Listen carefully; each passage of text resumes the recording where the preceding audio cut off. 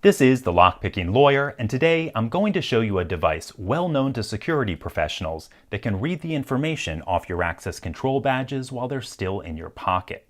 We're also going to talk about how to defend against it. But first, we need to put all of this into context. Over the last few weeks, I've been showing you common flaws with RFID access control systems.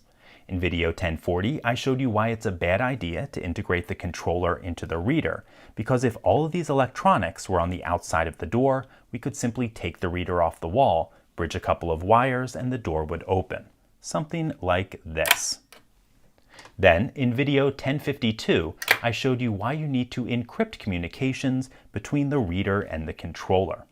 A little cell phone controlled ESP key can be used to capture and either clone or replay credentials. Something like this. Well, today we're going to discuss why it's important to encrypt the data that's on the card using a robust query response protocol. To drive the point home, I put together a device that can easily be concealed inside of a messenger bag. It's a cheap reader that has a big 10-inch coil inside. I wired it up such that it can be powered either with these 8 AA's on the inside of the package or with this lithium-ion battery pack from the outside of the package. And that's what we're going to do right now.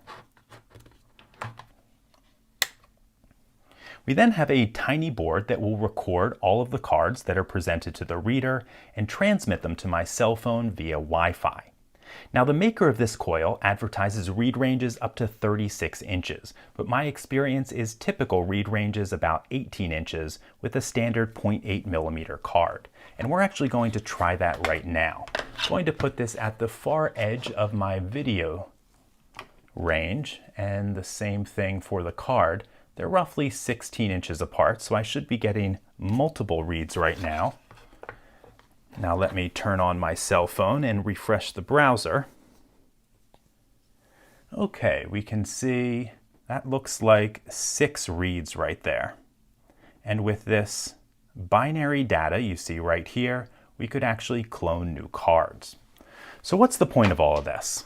Well, imagine having this in your pack when you ask a building security guard for directions. Or how about stopping by the Starbucks across the street from the building you want to enter? You'd probably collect a half-dozen credentials just waiting by the door. So, the question becomes, how do you defend yourself? A robust encryption on the card with a query response protocol is the gold standard, but there are stopgap measures, things like these RFID blocking sleeves.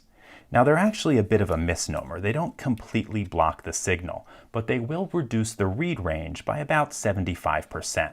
This one is metallized cardboard, and this one is metallized plastic.